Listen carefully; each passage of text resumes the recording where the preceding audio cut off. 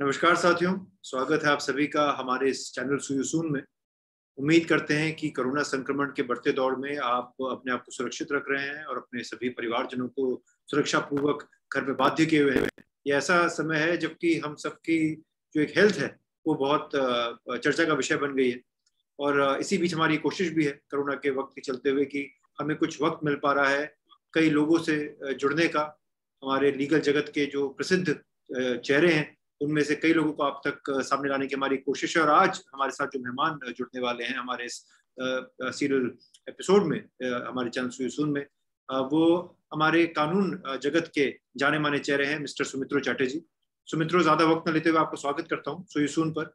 और शुरू में एक सवाल जो मैं सबसे कहता हूँ कि थोड़ा सा हमें अपने बारे में बताएं, अपने जीवन के शुरू के काल के बारे में बताएं। आपका जन्म कहाँ हुआ, आपकी शुरुआती पढ़ाई कहाँ हुई और वो ऐसा कौन सा मोड़ रहा आपके जीवन में जहां आपने सोचा कि अब मुझे वकील बनना है, मुझे वकालत करनी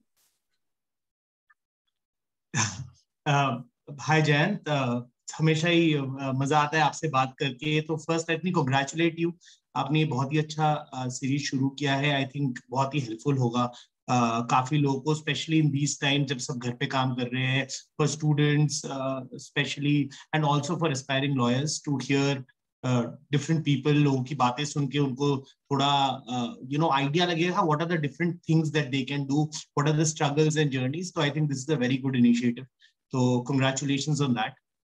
एंड तो मैं बेसिकली दिल्ली में ही बड़ा हुआ हूँ और स्कूलिंग भी मैंने यहीं से करी है। और तो I was a science student. मेरी पूरी फैमिली में एक्चुअली ऑनेस्टली बताऊं कोई भी लॉयर नहीं है in my close family, all are scientist. My brother is a scientist in NYU. My father was a cell biologist. My mother is a doctor. तो मतलब I was in fact even my uncles and aunts, they're all scientists. And even I took science in school, even though I took it for a different reason. मेरे सारे दोस्त science ले रहे थे तो मैंने कहा कि मुझे भी लेना चाहिए। तो ऑनेस्टली स्पीकिंग बचपन में तो कभी भी मैंने नहीं सोचा था कि मैं साइंटिस्ट बनूंगा या लॉयर बनूंगा। उस समय तो I was not interested actually, और I was thinking about professions to be honest. बहुत लोगों का होता है कि बचपन से पता होता है क्या करना है। मैं एक्चुअली काफी कंफ्यूज्ड रहता था, म्यूजिक में ही ज्यादा इंटरेस्ट रहता था या स्पोर्ट्स में इंटरेस्ट रहता था। But by the time I was in class 11 12, थोड़ी जैसे पेरेंट्स का होता है, mostly mom, she was more concerned and she said maybe, I'll be very honest, my mom was the one who said कि maybe तुम्हें law का interest देना चाहिए, तुम बहुत ज्यादा argumentative हो।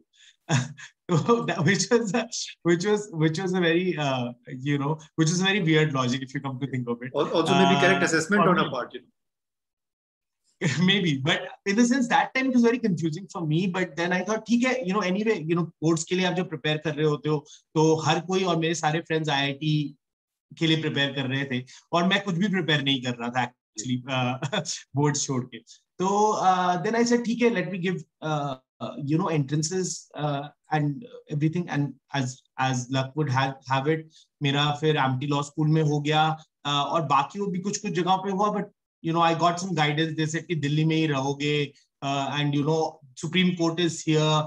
And by that time, I was very conscious of the environment. तो मेरा initial thought process था कि maybe I should become an environmental lawyer.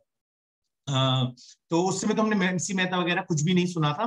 But एक शुरू में जो होता है ना, आप जब सोचने लगते हो अपने बारे में कि अच्छा क्या करना चाहिए, तो I thought I'll become a environmental lawyer. And you will see this as a theme मेरी लाइफ का, जहां पे मैं कुछ सोचता हूँ कुछ और हो जाता है और फिर कहीं और पहुंच जाता हूँ। तो ये काफी हुआ है मेरे साथ।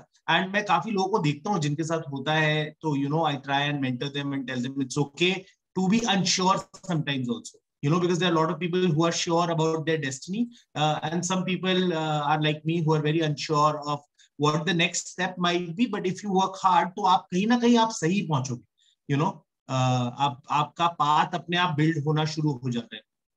So then I got through Amity, and तो हमारे जैसे आपको बताया 5 year का कोर्स था. It is a long time where you also understand who you are as a person. आप अपने आप को एक व्यक्तित्व रूप से भी देखते हो कि कि what are you're no longer a child, and nor are you a proper adult who's in the world, earning money, etc. तो आपके पास थोड़ा सा better time रहता है, stress कम रहता है, I think, which now I analyze it more. उस समय तो naturally हो रहा था.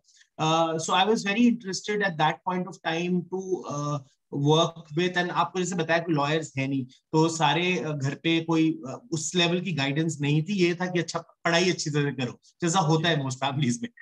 सो I did lot of different kind of internships in my college. I work with ministry of social justice, फिर I work with different NGOs. Tech company में एक opportunity आ गई थी गूगल में. इनफैक्ट हमारे कॉलेज में ही वो आया था कुछ अनाउंसमेंट, ज्यादा लोगों ने उसके लिए नहीं किया. तो ऐसी डिफरेंट काइंड्स ऑफ मैंने इंटर्नशिप्स करी हैं, but of course law firms में भी करा. और बहुत लोगों ने एडवाइस भी करा कि maybe you should become a litigator, but thanks to you guys, आपके बैच ने काफी अच्छा एक प्लेसमेंट का एक दौर शुरू किया हमारे कॉलेज में. और जो हमारे यहाँ पे ट्रिकल डाउन हुआ, तो 5th ईयर में आपको जैसे पता है कि वो प्लेसमेंट के लिए आते थे डिफरेंट कंपनीज और डिफरेंट लॉ फर्म्स. हमारे कॉलेज में भी आए थे. तब मैं सोच रहा था कि अच्छा लॉ फर्म में कोशिश तो करनी चाहिए. I knew it was tough, everyone was saying it was also tough. तो पांजिया 3 बोल के एक लीगल प्रोसेस आउटसोर्सिंग यूनिट जो है, काफी बड़ी कंपनी जानी जाती है. जी जी, अब तो काफी नाम हो गया है. ईवाई पहले थॉमसन रॉयटर्स ने लिया, फिर ईवाई ने बॉट द पीपल. उसके ऊपर ऑफ कोर्स we'll टॉक, हम विस्तार में बात करेंगे आगे. बट उस समय कुछ पता नहीं था, ऑनेस्टली बताऊं तो. और थोड़ा सा क्योंकि बीपीओ कल्चर इंडिया में आ गया था, जो कि कॉल सेंटर कल्चर आ गया था, तो लोग थोड़ा उससे शायद वो करते थे. तो मैं भी थोड़ा सा आइडिया नहीं था कि क्या है. But one of my classmates and very close friend of mine, who's also a very successful lawyer now, he said कि नहीं, आप चले जाइए, पांजिया 3 काफी अच्छा है, मेरा कोई जानने वाला है, वो गया है, उसको डॉयचे बैंक में नौकरी लग गई, तो एक अच्छा करियर पाथ हो जाएगा. अमेरिकन लॉयर्स के साथ आपको काम करने मिलेगा, एक पर्सपेक्टिव अलग होगा. And specially he also said that you don't have a set path. आपके पेरेंट्स लॉयर्स नहीं है, तो ऐसा नहीं है कि आपको उनकी प्रैक्टिस संभालनी है, तो you have that option, at least try कर लीजिए. प्लस एक एडिट प्रेशर कम होता है आप पे जब आप एक नॉन लीगल बैकग्राउंड से आते हैं.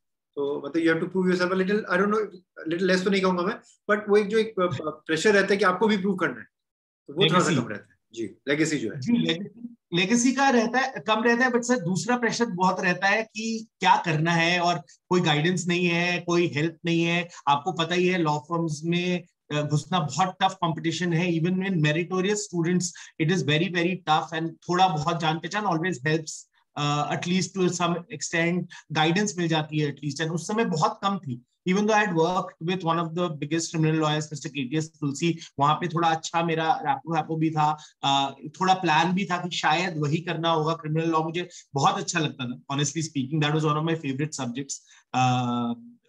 जो आपकी पांजिया 3 जर्नी से पहले थोड़ा सा मैं एक पॉज लेना चाहता हूँ, और ये आपसे समझना चाहता हूँ कि जैसे आपने बताया जब आप लॉ स्कूल में थे, आपने इतनी बढ़िया बढ़िया जगह इंटर्नशिप की तुलसी साहब के साथ और बाकी 1-2 जगह, और आपका पहले मन किया कि आप एनवायरमेंट लॉ की तरफ रुख करें, फिर आपने सोचा कि कॉर्पोरेट लॉ अच्छा है.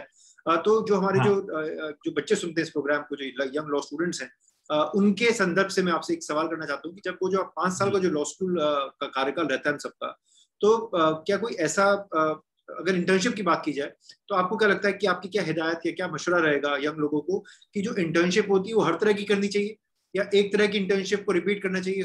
इसके बारे में क्या कहना है आप? that's a very good question. And मैंने काफी सोचा भी है, मैंने काफी, क्योंकि I've mentored many young students due to my work also. तो ये एक अच्छा क्वेश्चन है. और जब आप कॉलेज घुसते हैं, स्पेशली बिकॉज जो 5 ईयर लॉ के बारे में बात करूंगा मैं, क्योंकि आपका कोई कॉलेज का एक्सपीरियंस नहीं रहता है, आप एकदम स्कूल में होते हैं, बहुत ही प्रोटेक्टेड एनवायरनमेंट में होते हैं. इवन मे बी आपके माँ बाप लॉयर्स हो, ऑफ कोर्स आपको दिखता है क्या चल रहा है, you have an idea, but आपका एक इंडिविजुअलिटी बोल के भी एक चीज होती है, right? It is not necessary her lawyer का बेटा लॉयर ही बनेगा, या हर क्रिमिनल लॉयर का बेटा क्रिमिनल लॉयर ही बनेगा. May be he is interested in something.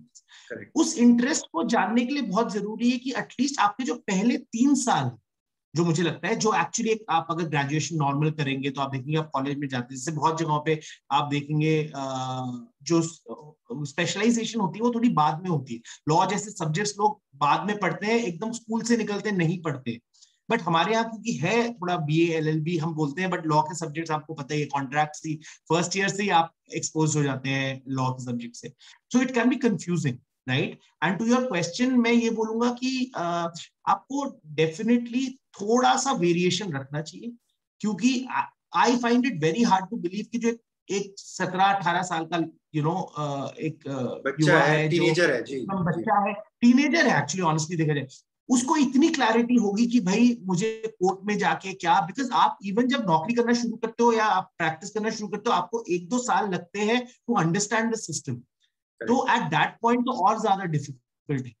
तो मेरे हिसाब से इट्स वेरी वेरी इंपॉर्टेंट कि एक यंग पर्सन को जब वो घुसे कॉलेज में और उसके पास अपॉर्चुनिटीज हो आगे, या अगर वो मतलब कैन एक्सप्लोर, तो they should at least try, I would suggest try a big firm, maybe a small firm, a individual lawyer, maybe working in a company, jahan opportunities mile to explore ki what are the different kind of parameters and different kind of opportunities available है। और हो सकता है उनको फिर अच्छा लग जाए, यार ये एक्चुअली मुझे अच्छा लग रहा है, मुझे सब मेरे सारे दोस्त, मेरी फैमिली सब शायद एक तरफ है जो ये कर रहे हैं, बट मेरे को शायद इंटरेस्ट, जैसे मैंने आपको बताया, बिकॉज गाइडेंस का लैक बोल लीजिए, इवन तो बहुत चाह थी कि हाँ एनवायरमेंटल लॉ बनेंगे, कुछ करेंगे एनवायरमेंट के लिए, बट जब कॉलेज आ गए तो थोड़ा डिसल्यूशनमेंट भी हुआ कि नहीं है वो उस टाइप का, मैं किसके पास जाऊं, किससे बात करूं जो मुझे गाइड करे कि हाँ ये वाले सब्जेक्ट्स पढ़ो। और इवन जो मैंने एनवायरमेंटल लॉ पढ़ा, उसने और नीरस कर दिया, sorry to say this, maybe I am saying something which might offend lot of people, but वो टॉपिक्स इंटरेस्टिंग अगर आप नहीं बनाएंगे बच्चों के लिए, उनके अगर खुद का इंटरेस्ट भी होता है तो वो छोड़ देते हैं। तो एटलीस्ट मेरे साथ तो यही हुआ, मुझे तो इतना प्रोसीजरल लगने लग गया, which might be the truth of it, but तो मेरा तो इंटरेस्ट उससे हट गया फ्रॉम एनवायरमेंट लॉ, और प्लस राइट गाइडेंस नहीं मिली जैसे मैंने बताया। तो इसलिए जरूरी है कि आप थोड़ा सा प्रैक्टिकल, स्पेशली अगर आप 5 साल है, आपके पास बहुत टाइम होता है इंटर्नशिप करने का। कुछ लोग तो आपको जैसे पता ही है, जैसे बॉम्बे फॉम्बे में colleges get over by 10 AM in the morning, classes खत्म हो जाती है सुबह सुबह बहुत कॉलेजेस में, जीएलसी वगैरह में, तो मुझे पता है, एटलीस्ट आप पता नहीं चेंज हो गया कि नहीं, तो आपके पास टाइम है जाके to get internships and current work for, internship करने का, किसी के साथ ज्वाइन हो जाने का, सीखने का लगातार ज्वाइन हो जाने का, चाहे वो कैसा भी हो, because your motive should be to explore. आपका मोटिव ये नहीं होना चाहिए कि अरे जब मैं 5th ईयर मेरा खत्म होगा, बिकॉज आपको नहीं पता फर्स्ट ईयर से 5th ईयर में आप में कितनी पर्सनालिटी चेंजेस आ सकती हैं, कितना योर सर्कमस्टांसेस में चेंज। तो आई थिंक जितना एक्सप्लोर करे उतना बेट, मेरे हिसाब से तो is a good thing. Of course there would be always some people who are very very focused, और उनको पता है अपने फर्स्ट ईयर से या तो अपने आप स्कूल डेज ये से भी एक तरीके से क्या आप करना है। मैसेज देना चाह रहे हैं सुमित्रों की, कुंभकर्ण ना बने, मतलब सोए ना लंबा, 5 साल में थोड़ा सा सतर्क रहें और देखें कि कैसे चीज क्या करनी चाहिए। बहुत बहुत जरूरी है। एंड जैद आपको तो पता है कि the market is never never easy on, once you enter the real world, आपकी पूरी जिंदगी बदल जाती है। And most people regret the fact कि दे डिड सॉरी मैं अंग्रेजी में बोल रहा हूँ, बट मुझे कुकी कटर का हिंदी शब्द नहीं पता, बट कुकी कटर लाइफ जीना शुरू कर देते हैं। और आप देखेंगे हमारे जो एज ग्रुप के लोग हैं, बहुत सारे लोग बहुत पैसा कमा रहे होंगे, बहुत अच्छी पोजीशंस पे होंगे, बट खुश नहीं है। और वो उसका एक बहुत बड़ा रीजन मुझे लगता है कि हम बहुत कुकी कटर जिंदगी जीना शुरू कर देते हैं, जब हम अब एक पाथ पकड़ लेते हैं कि अब इसी पाथ पे चलते रह रहे हैं। और वो इसलिए भी होता है आपके फॉर्मेटिव इयर्स में, क्योंकि हम एक्सप्लोर नहीं कर रहे हैं डिफरेंट ऑप्शंस। ये बहुत अच्छी बात कही आपने सुमित्रों की। आई थिंक खुद को खुश रखने के लिए we have to be little out and about. ये बहुत जरूरी है कि जब तक हम एक्सप्लोर नहीं करेंगे, till the time we do not go and sail through, we do not know what are the challenges which are lying ahead of us। तो आपने बड़ी खूबी से बात आगे रखी। अब मैं आता हूँ आपके उस चरण पे कि अब आप कॉलेज ग्रेजुएट करने वाले हैं और पेंजिया 3 का ऑफर अब आपके सामने आ जाता है, और आपने बताया कि थोड़ी सी एक विडंबना थी, आप सोच रहे थे कि करूं ना करूं, क्योंकि एक बीपीओ कल्चर मार्केट में चल रहा था और एलपीओ को लेकर जो मार्केट थी बहुत नेसेंट स्टेज में थी हमारे देश में, और बहुत कम लोग मैं समझता हूँ उस टाइम उसको एक्सप्लोर भी कर रहे थे कायदे से। 3-4 मेरे ख्याल से उस टाइम कुछ बड़े एलपीओ इंडिया में खुले भी थे जो अभी भी अच्छा कर रहे हैं। और पेंजिया 3 आपने बताया कि अब तो क्या बहुत बड़ा नाम, बहुत बड़ी कंपनी हो गई, इसका आप जैसे जैसे बताएंगे आगे और उसका डिस्कस करेंगे। तो जब आप फाइनल ईयर में आप ग्रेजुएट करने वाले हैं, तो उस 22-23 साल के युवक का मुझे एक मेंटालिटी बताइए कि कैसा लगता है। आपके सामने एक जॉब ऑफर है, अंदर आपके बड़े सवाल जवाब उमड़ के आ रहे हैं, यार करूं ज्वाइन ना करूं, लोग क्या कहेंगे, और जब आप ज्वाइन कर लेते हैं तो आप अपने आप में क्या क्या तब्दीलियां पाते हैं? जी, ये ये एक्चुअली बहुत इंपॉर्टेंट मोड होता है आई थिंक एक फाइनल ईयर स्टूडेंट के लिए, बिकॉज वो अब एक्चुअल रियलिटी के साथ जूझ रहा होता है कि अब क्या करना है, कैसे आगे बढ़ना है। तो जब पैंजैथ्री का एक्चुअली इंटर्नशिप ऑफर है कि आप ये जो हमारे 5th ईयर में, जैसे आपको पता है लास्ट सेमेस्टर में हमें 3-4 महीने का इंटर्नशिप करना पड़ता है, तो वो प्लेसमेंट उसी समय शुरू हो गई थी, तो वहां पे आए। फिर जैसे मैंने आपको बताया, मेरे एक दोस्त ने सजेस्ट किया कि कोशिश कर ले, प्लस वो बॉम्बे भी जाना था। तो सबसे बड़ी दिक्कत तो ये थी कि पूरे 5 साल दिल्ली में ही थे, तो एक नए शहर जाना है, बॉम्बे जैसे शहर, वहां पे अपना सेटअप करना है, और एक नई कंपनी जिसमें, जैसे आपने बोला कि कुछ इतना आइडिया नहीं है। तो एक तो अपने यू नो मित्र का मैं बहुत वो हो ग्रेटफुल कृतज्ञ हूँ आप कि कह सकते उसने हैं जी। मुझे थोड़ा सा चैनलाइज किया इसके बारे में। सॉरी। कृतज्ञ मतलब ऑब्लाइज कहते हैं ना उसको, कृतज्ञ मतलब आभारी। जी जी जी हाँ जी, एक कृतज्ञ आभारी है, हाँ। तो काफी आभारी हूँ क्योंकि उसने थोड़ा बताया, तो उसको पता था इसके बारे में। दूसरा, मैंने थोड़ा सा पता किया तो पता चला जो फाउंडर्स हैं, डेविड पर्ला और संजय कमलानी। डेविड पर्ला monster.com के जनरल काउंसिल थे, और संजय कमलानी ऑफिस टाइगर के सीएफओ थे, और एक अच्छे बैकग्राउंड से आते थे। और तब इतना तो सीरीज ए सीरीज बी तो नहीं पता था, बट इतना पता चला सिक्वाया कैपिटल, जो हमने काफी नाम तब तक सुन लिया था, जी उन्होंने फंडिंग करी है। तो एक बेसिक स्टेबिलिटी का आइडिया आ गया, and by luck that would have it, and may be will discuss it forward. तो अभी जहां पे मैं जो कर रहा हूँ, संजय कमलानी जी हमारे एडवाइजरी बोर्ड पे भी है। तो life has come a full circle, to be very honest. तो तब उस समय बहुत थोड़ा सा आशंका था कि कैसे आगे बढ़ेंगे, क्या करेंगे, इसका क्या फ्यूचर है, कुछ ये भी नहीं पता।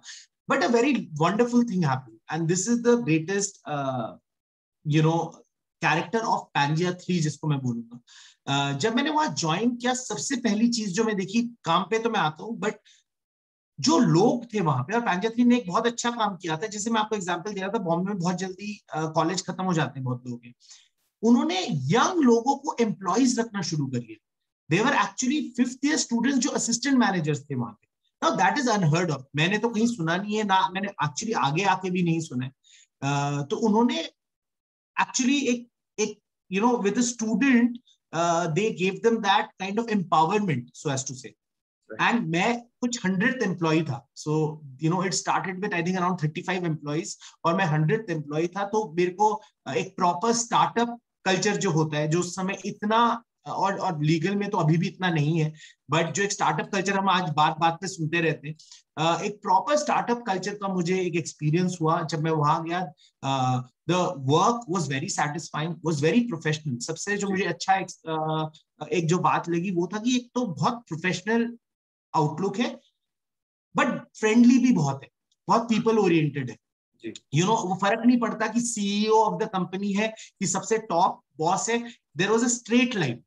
हर बंदा, इंटर्न भी हो तो आपको काम उसी तरह का मिलेगा जो एक जूनियर एसोसिएट को या एसोसिएट को मिलना चाहिए। जी जब आप सुनते हैं, ये तो बड़ा पॉपुलर पार्लेंस है कि अरे मे बी अब इंटर्नशिप बदल गई है, अब ज्यादा प्रोफेशनल हो गए, बट हमारे टाइम पे तो मुझे याद है मोस्टली इंटर्नशिप्स होती हैं जहां पे आपको बहुत सारा काम दिया जाता है, जो maybe is not always very useful. जी जो मेरा एटलीस्ट एक्सपीरियंस रहा है, मैं अपने उससे बता सकता हूँ कि मेरे जो कुछ कुछ इंटर्नशिप्स रहे थे, मुझे नहीं लगा था कि उससे मैंने बहुत बहुत कुछ सीख रहा था, एक्सपीरियंस एक मिल एक रहा था एक जरूर। एक्सपेक्टेशन और रियलिटी में हमेशा थोड़ा सा डिफरेंस रह जाता है। हमेशा हमेशा, और विच इज जी fine, which is I am not saying कि एकदम से आप सब दे दो। पैंजिया 3 में ऑप्शन था, अपॉर्चुनिटी थी, और ऑफ कोर्स हम 5th ईयर के स्टूडेंट्स भी थे, जी तो एक एक मेच्योरिटी थी। तो जो काम हमें मिल रहा था कॉन्ट्रैक्ट्स का, मैंने कॉन्ट्रैक्ट्स की टीम ज्वाइन की, उन्होंने उनके आईपी था, कॉन्ट्रैक्ट्स था, एंड समथिंग कॉल लिटिगेशन, जो in parlance of litigation for American litigation, not the litigation in India. तो ये उनके मेन डिविजन्स थे, तो मैंने कॉर्पोरेट में ज्वाइन किया था। तो जो काम था वो मुझे काफी इंटरेस्टिंग लगा, जो टीम की एक बॉन्डिंग थी, और जो अंडरस्टैंडिंग ऑफ लीगल टेक था। And this is what actually now whatever has happened after that in my life, वो सारा कुछ एक्चुअली शुरू पैंजिया 3 से हुआ, क्योंकि एक लीगल वर्ल्ड में टेक्नोलॉजी का यूज कर सकते हैं, ये मैंने बहुत यंग एज में देखा जी कि कैसे आपको एक बहुत बड़ा डिफरेंस दिख सकता है टेक्नोलॉजी से। ये मैंने अपने इंटर्नशिप टाइम पे ही देख लिया। और फिर मुझे वहां पे 3 महीने मैंने काम किया। उस समय अभी जो रेन मेकर के सीईओ है एंटनी एलेक्स, वो उस समय वहां पे एमडी थे, और उन्होंने हमें ऑफर किया कि प्लीज आप जब कॉलेज खत्म हो तो आप आके हमें ज्वाइन करिए। सो एक तो खुशी हुई कि भाई कॉलेज खत्म नहीं हुआ है और एक नौकरी मिल, और आपको पता है उस समय क्या होता है जब आप कॉलेज में होते हैं, तो एक नौकरी मिलना is a very new experience, is something which is, and you know without even completing your law degree, you already have an offer with, again, like I said, like, I had no background, so it was a very very wonderful feeling for me to you know uh, get that offer. तो वही कुछ 3 महीने में फिर graduation हो गई, फिर हम पांजा 3 में वापस आए, and but of course there were always doubts in the beginning. थोड़ा सा ये डाउट था कि अच्छा, is this the path now that I am gonna take? क्या मैं कभी, अगर मुझे मन करे कभी वापस जाना हो, वापस मतलब कि शुरू करना हो प्रैक्टिस, या क्या मैं कर पाऊंगा, क्या मैं लीगल वर्ल्ड से एकदम अलग हो जाऊंगा? बिकॉज ऑफ कोर्स 3 महीने का एक्सपीरियंस इतना ज्यादा नहीं होता है कि आप अपना 5 ईयर प्लान चार्ट आउट करें। But rest, at least for my life, rest is history. So उसने एक बहुत अच्छा प्लेटफॉर्म दिया, पांजा 3 ने एक बहुत अच्छा अंडरस्टैंडिंग दी, एक प्रोफेशनल स्ट्रक्चर क्या होता है वो सिखाया, प्रोसेसेस क्या होते हैं सिखाया। Because I was one of the starting members, जो हमने शुरू किया था पांजा 3 में, जब पांजा 3 बढ़ रहा था, तो अपॉर्चुनिटीज ज्यादा मिली। ऑब्वियसली एक बहुत यंग एज पे बहुत सारी रिस्पॉन्सिबिलिटीज मिल गई। उसके कुछ अच्छे पॉइंट्स भी हैं, उसके बुरे पॉइंट्स भी हैं, टू बी ऑनेस्ट, बट उससे सीखने को बहुत कुछ मिला। लार्ज टीम्स कैसे हैंडल करते हैं। I was talking to, when I was 24-25, I was talking to partners at biggest law firms in the world as peers. Right. So that's a great feeling. You actually, and the good thing is they treat you like equals as well. वो आपको अपने colleagues की तरह, और अगर आप ज्यादा time अगर आप उनके साथ काम करोगे तो आपका रिलेशनशिप इतना अच्छा हो जाता है कि आज कुछ मेरे जो क्लाइंट्स थे वो दोस्त बन चुके हैं, और वो मेरे से बहुत हाई पोजीशन में आज के दिन भी वो they are in C suite, और they are one of the rainmakers of biggest law firms that are in the world, to be honest. Right. But क्योंकि एक बहुत अर्ली एज से इंटरेक्शन रहा, समझ में आया उनको क्या चाहिए। गलतियां ऑफ कोर्स बहुत सारी की वो तो part and parcel of life है, बट वो एक बहुत अच्छा एक्सपीरियंस था जब पांजा 3 में घुसे। बड़ी खूबी आपने बताया जो शुरुआती दौर रहा आपका। मेरा फॉलोअप सवाल सुमित्रा आपसे ये है कि जो हम लीगल टेक की बात करते हैं, जब हम एक एलपीओ की बात करते हैं, तो इसको थोड़ा सा आसान शब्दों में, ताकि हम और हमारे दर्शक इसको समझ सके, ये एक तो होता क्या है, आपकी वर्क प्रोफाइल क्या कहती है। आपने बताया कि आप कंधे से कंधा मिला के चल रहे थे, ना सिर्फ इंडियन सीईओज और लॉ फर्म्स के साथ बकायदा, और माशाल्लाह पूरी दुनिया में जो आपके काफी मित्र बन गए हैं, बड़ी बड़ी law firm, international law firms के सीईओज के साथ आप लगातार बातचीत में थे, उनकी हेल्प किया करते थे। तो काम किस नेचर का था, और मैं समझता हूँ आपको ट्रैवल भी काफी मेरे ख्याल से इसमें करना पड़ता था, तो how difficult was it to juggle work and travel together? Okay, हाँ, तो थोड़ा मतलब वो फेजेस ऑफ लाइफ में वो एक फेज आया जिसमें ट्रैवल करना पड़ा। एक्चुअली जब मैं थॉमसन रॉयटर्स में मूव आउट कर गया, तो अब मैं थोड़ी आपको अपने जर्नी का बताता हूँ, और आपको थोड़ा to first to take your first question की, क्योंकि अभी भी आई थिंक जयंत, मुझे नहीं लगता कि लोगों को इतनी अवेयरनेस है एलपीओस की। मे बी पांजा 3 का नाम सुना होगा, और एक आध उनका सुना होगा, जो आउटसोर्सिंग यूनिट्स है उनका सुना होगा नाम, बट मुझे नहीं लगता उनको एक्चुअली आइडिया है। तो एक जो मैं अमेरिका में फोकस करना होगा, कि America is the biggest legal market and industry in the world, and वो काफी लिटिगेशन हैवी है, जैसा आपको पता है। But the funny thing is कि लिटिगेशन में तो वो सब एंटर करते हैं, बट एक्चुअल ट्रायल में बहुत कम केसेस जाते हैं। तो बड़े बैंक्स हो गए या बड़े कॉर्पोरेशंस हो गए, उनपे केसेस बहुत होते हैं, बट वो कभी ट्रायल पे नहीं पहुंच पाते। और धीरे धीरे अमेरिका ने समझा कि हम इतना सारा काम जो होता है प्री ट्रायल का, अगर हम बैठ के वो आज कर रहे हैं, जिनको हम हायर कर रहे हैं हार्वर्ड से, येल से, जिस भी कॉलेज से आप कर रहे हो एज एसोसिएट्स, पैरालीगल्स, वो बहुत महंगा पड़ रहा था। राइट। बिकॉज एक ट्रायल में वहां पे एक डिस्कवरी प्रोसेस होता है, जैसे हमारे यहाँ भी होता है, आपको अपने एविडेंस एक्सचेंज करने पड़ते हैं, या आपकी कंपनी, आपके पास थाउजेंड्स ऑफ कॉन्ट्रैक्ट्स हैं, आपको उनको वेट करना है, रेडलाइन करना है। तो काम एक्चुअली अगर मैं आपको बताऊं is very similar to what lot of law firms would do.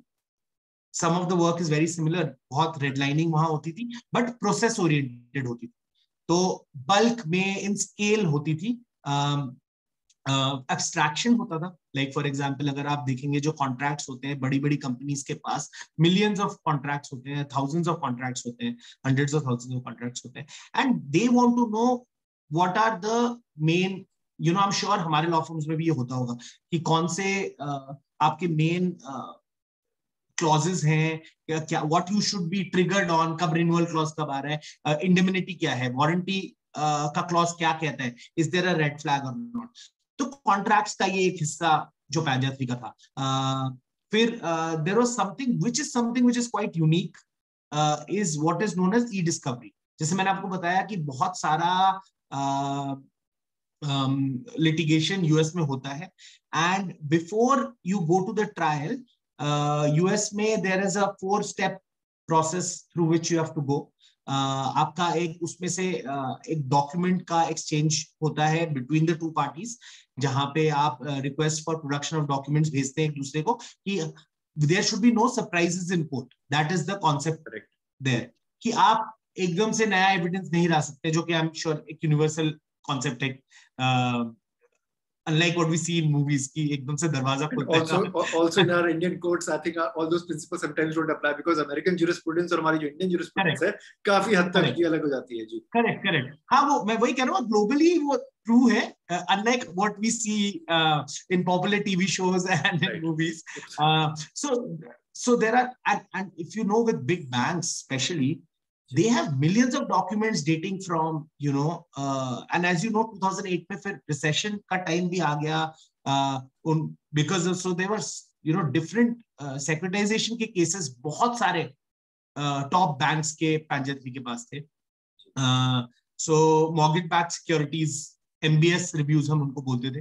तो मैंने शुरुआत तो करी कॉन्ट्रैक्ट्स से, but फिर within a year I shifted to Delhi, and यहाँ पे we had to start a huge team, of initially of course we started with 10-15 people which grew to 500,000 people.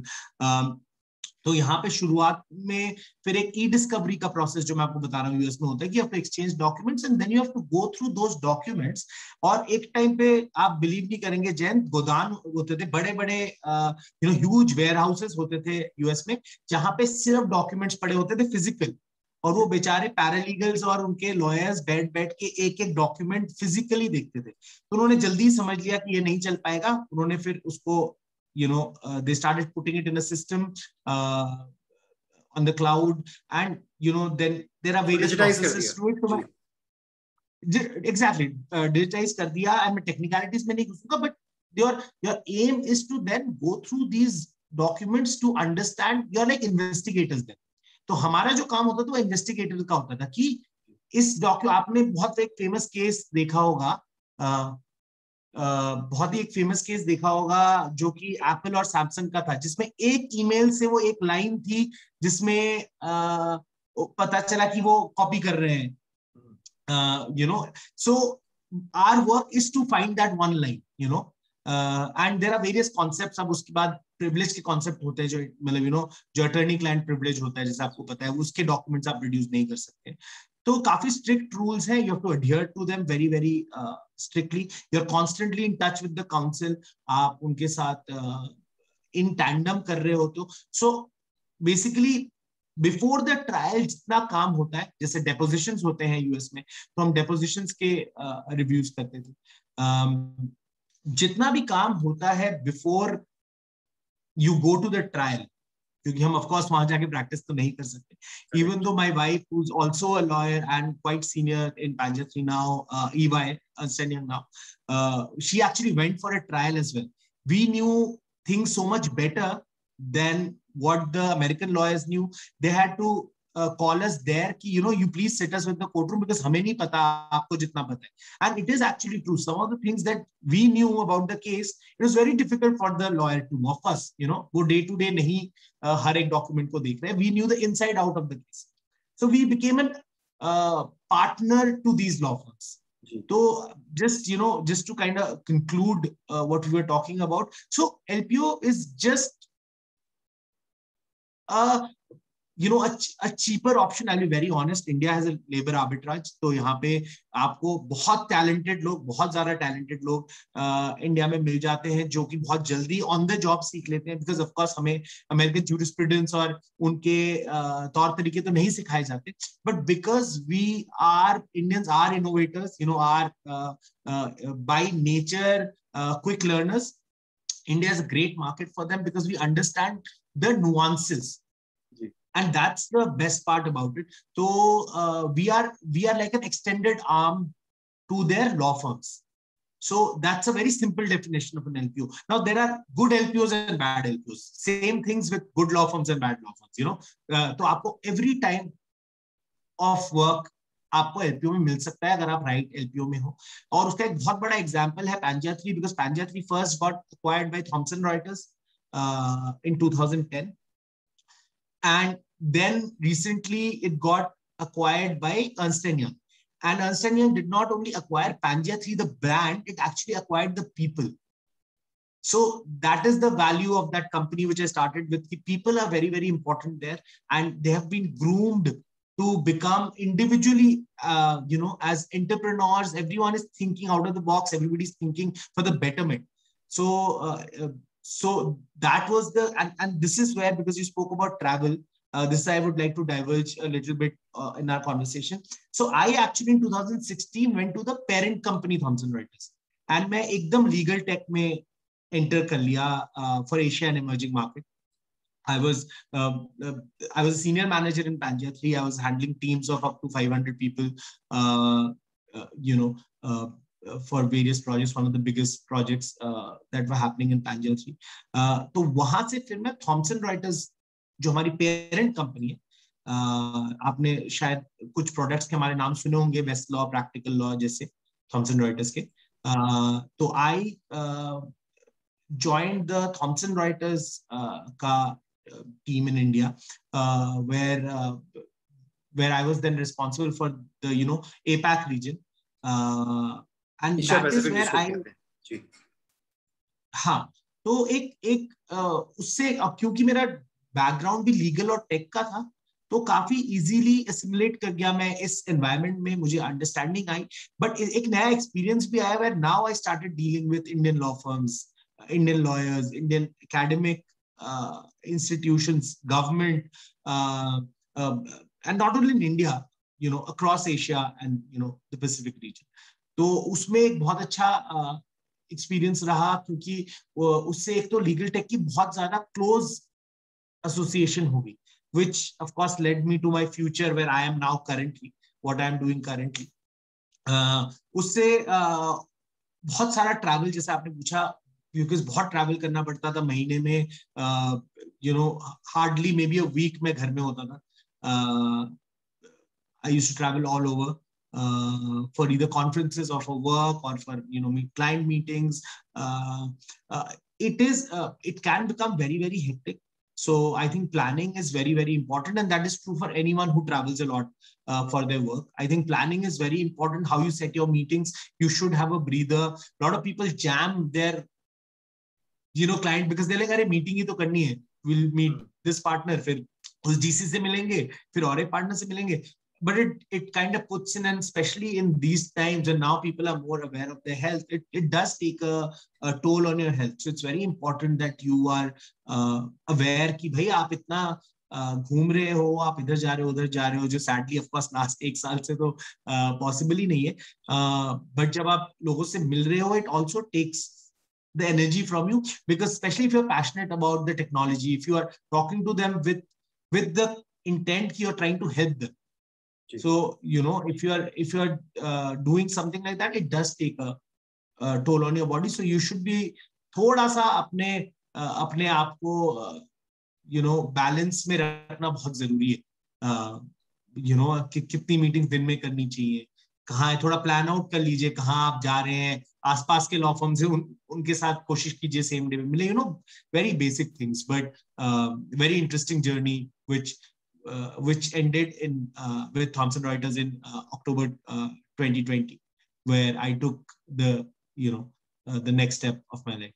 Before coming to your next steps, मित्रों, थोड़ा सा पीछे चलूंगा मैं वापस आपके पेंजा 3 के में। आप एक बहुत बढ़िया बात बताई कि सैमसंग एप्पल की जो आप डिस्प्यूट बता रहे थे कि उसमें एक लाइन जो आपने आइडेंटिफाई की, आपकी टीम ने आइडेंटिफाई की, वो एक हमारी हिंदी में कहावत है कि भूसे में सुई ढूंढना वाली बात हो जाती है। और हम वकीलों का काम कई बार लोग नहीं समझते कि जब स्पेशली जब ट्रायल होता है, चाहे इंडिया में हो चाहे दुनिया के किसी कोने में, और अगर डॉक्यूमेंट्स वॉल्यूमिनस हो, बहुत सारे डॉक्यूमेंट्स हो, where a lot of research, lot of hard work, lot of time and effort is required, तो एक एक लाइन का जो महत्व होता है लोग उसको बड़ा अंडर प्ले कर देते हैं, डाउन प्ले कर देते हैं कई बार। और जो हमारा पूरा एलपीओ सेक्टर है, और जैसे कि आप बखूबी बता रहे हैं कि लोगों को इसके बारे में तो अवेयरनेस कम है, क्योंकि लोगों ने जो बीपीओ के बारे में सुना होता है उसको एलपीओ से कंपेयर करने लगते हैं। वो ये नहीं सोचते कि बतौर वकील, एक ट्रेन लॉयर, आपका रोल क्या है वो आपने तो बहुत सुंदरता से बताया कि ये जो एक लाइन ढूंढी उसके बाद फिर आपको अमेरिका जाने का मौका मिला, आपकी श्रीमती जी और आप क्योंकि इन्वॉल्व थे इतने हाई स्टेक्स क्लेम में, इतने बड़े बड़े क्लेम्स में, and you new the matter at the back of your hand, क्योंकि आप इतना टाइम रिसर्च में बिताते हैं। तो मेरा एक छोटा सा सवाल उससे निकल के ये आता है कि क्योंकि आप अमेरिकन क्लाइंट्स के लिए और ट्रायल और इतने बड़े बड़े बैंक्स के लिए आप यहाँ पे काम कर रहे थे, उनको सपोर्ट अपने एक्सटेंड कर रहे थे, इंटेलेक्चुअल रिगर आपका इन्वॉल्व था, तो जो टाइम डिफरेंस है अमेरिका यूएस को काफी ज्यादा है, तकरीबन 12 घंटे का तो है ही। तो कभी ऐसा होता था कि मतलब आपको सोने के लिए शायद 2 या 3 घंटे मिलते हो, या फिर अगर ट्रैवल वहां करना पड़े तो वहां कितना टाइम आपको, अगर आप किसी ट्रायल में मदद कर रहे हैं फर्स्ट हैंड, तो कितने टाइम के law firms would require your services to retain you in America? तो उसके बारे में जरा कुछ बताइए। Right.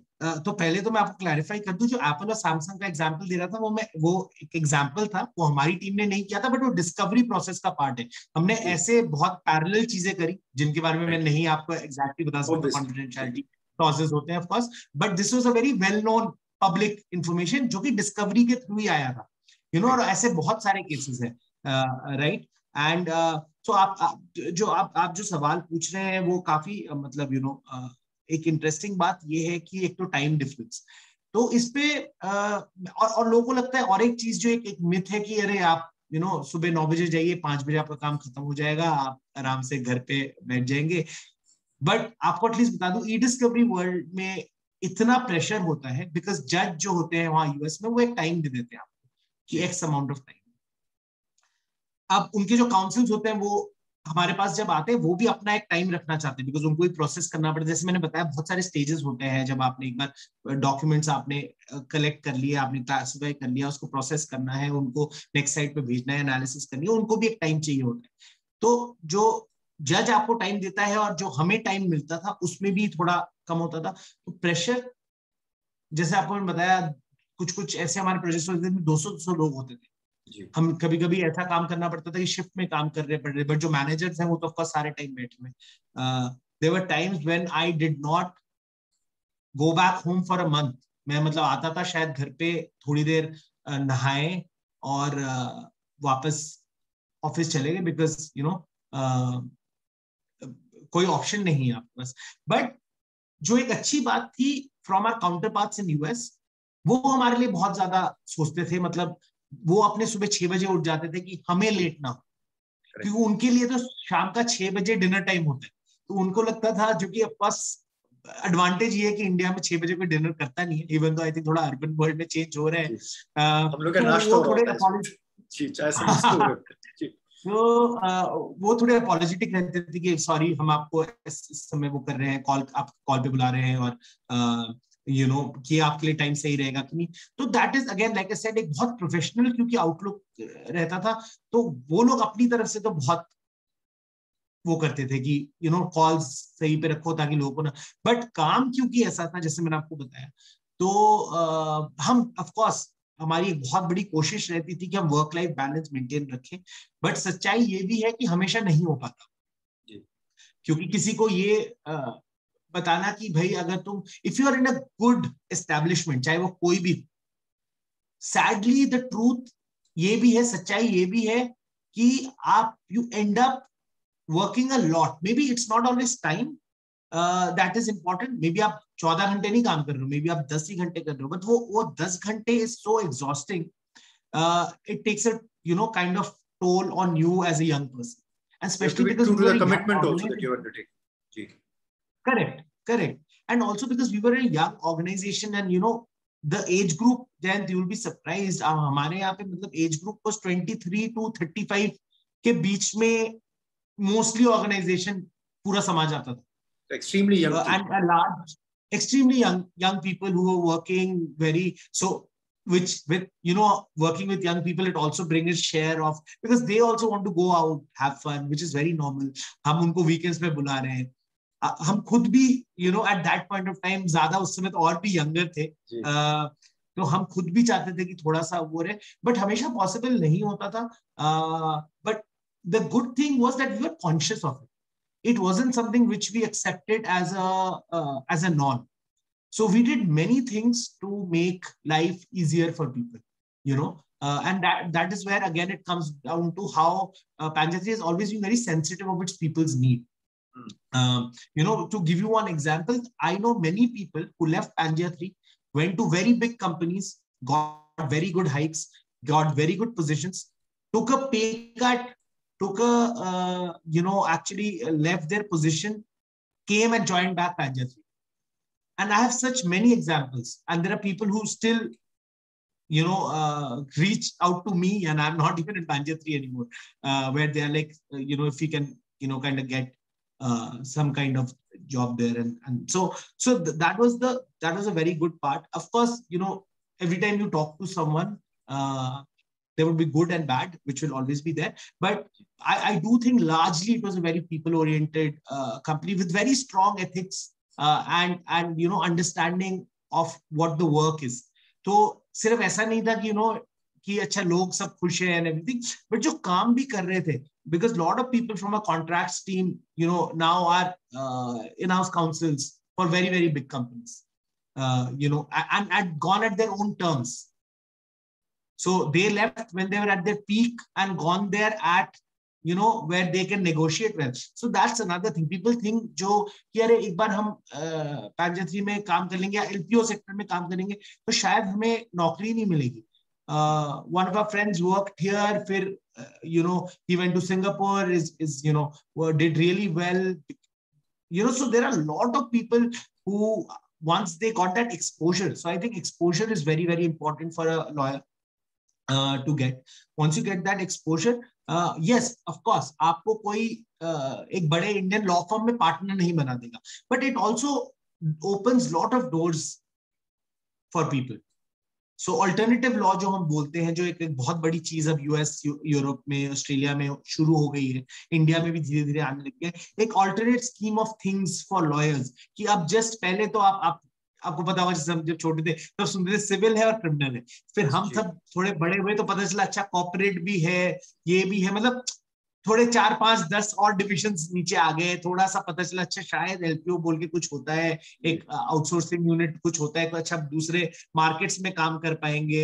Cultural understanding of different laws is also there, आपको समझ में आएगा क्या सिमिलैरिटीज है क्या डिसिमिलैरिटीज है. तो ये सारा धीरे धीरे स्पेस वहां पे जैसे बहुत खुल गया है. बट मैं आपको एक बात बता दूं कि जो एक कंजर्वेटिवनेस है लीगल फील्ड में, वो सिर्फ इंडिया में रिस्ट्रिक्टेड नहीं है, वो मैं यूएस में भी देखता हूँ, ऑस्ट्रेलिया में भी देखता हूँ, इंग्लैंड में भी देखता हूँ. तो ये बोलना कि वहां पे एकदम ही मतलब सब कुछ हंकी डोरी है, दैट इज ऑल्सो नॉट. आपने बड़ी सारी चीजें की. इससे मेरे 2-3 सवाल और निकल के आते हैं. पहले तो एक हल्का सा I think of the topic सवाल करते हैं कि क्योंकि आप इतनी बड़ी बड़े क्लाइंट्स को रिप्रेजेंट कर रहे थे, तो आप लोग की बिलिंग डॉलर में हो रही थी कि रुपए में? हाँ, तो चार्ज जो होता है वो ऑफ कोर्स डॉलर्स में होता है, बिकॉज एंड Panja 3 रजिस्टर्ड जो ऑफिस है हमारा, हेडक्वार्टर्स वाज इन न्यूयॉर्क जी. So and then this was a subsidiary जो कि हमने बॉम्बे में फिर यहाँ पे खुला था शुरू में, फिर दिल्ली ऑफिस खुला and so on and so fourth. तो जो बिलिंग होती थी, but at of course much lower rate, जैसे मैंने आपको बताया कि जो एक अमेरिकन लॉयर होगा हमारी सेम पोजीशन में, वो 3 गुना 4 गुना लेगा. बट ये भी बहुत समझना जरूरी है कि आप अगर यूएस में न्यूयॉर्क में रहते हैं जी, तो आपका जो रेंट है और जो इंडिया में रेंट है, ऑफ कोर्स उसमें भी डिफरेंस है, and that is why you are able to give that cheap service. Lifestyle differences हैं, करेंसी डिफरेंसेस, बहुत सारे डिफरेंसेस हैं, कल्चरल वगैरह सब बहुत सारे डिफरेंसेस हैं. तो to be honest the rate wasn't very bad, it was quite competitive in the market, but it's a bad thing to compare. वो जैसे हम जब यूएस जाते हैं या यूरोप जाते हैं, we start converting in our head, शुरू कर देते हैं जी. ये ह्यूमन नेचर है. तो दैट वो रिफ्रेन करना चाहिए. वो you shouldn't think from that.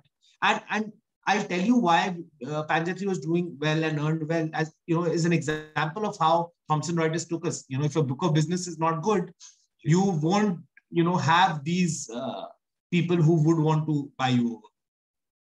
आपने बड़ी अच्छी बात बताई कि डिफरेंसेस हैं, ऑब्वियसली बिलिंग डिफरेंसेस हैं, पर डॉलर में आप हेडक्वार्टर हैं यूएस में, आप डॉलर में अर्न कर रहे हैं. क्या जो सपोर्ट टीम है आपकी जो इंडिया में लॉयर्स है, were they also making money in dollars और इन रुपीस? नहीं. Of course not, because and that brings a lot of complications. But of course वहां नहीं जाएंगे. It is better to get Indian rupees. आपको मैं बता दूं.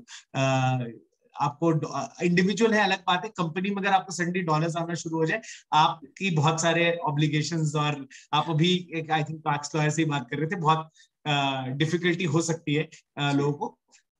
नहीं, the money that you get is in Indian rupees only. It's like for you, all the payment and all the relationship is as of an Indian company. So we had to follow all the regulations that an Indian company would have to follow. Right.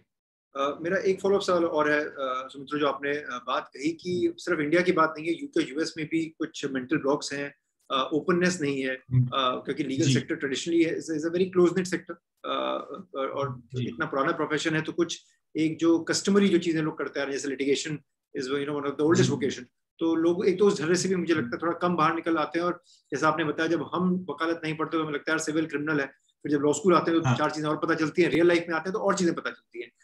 आपने एक बात और अच्छी बताई कि कई लोग पेंजेथ्री में जो आपके साथ थे, आपसे जुड़े हुए थे, उन्होंने बाद में इन हाउस और अब जीसीवीसी भी हो गए हैं और अच्छी औहदे पे. तो ये बहुत अच्छी चीज निकल के आई कि कई लोग या कई बच्चे, मैं समझता हूँ, घबराते हैं कि यार अगर जाएंगे तो करियर हमारा ग्रो नहीं होगा. लेकिन आपने आज मेरे ख्याल से इस भ्रम को एकदम शटर कर दिया कि देखिए, once a lawyer always a lawyer.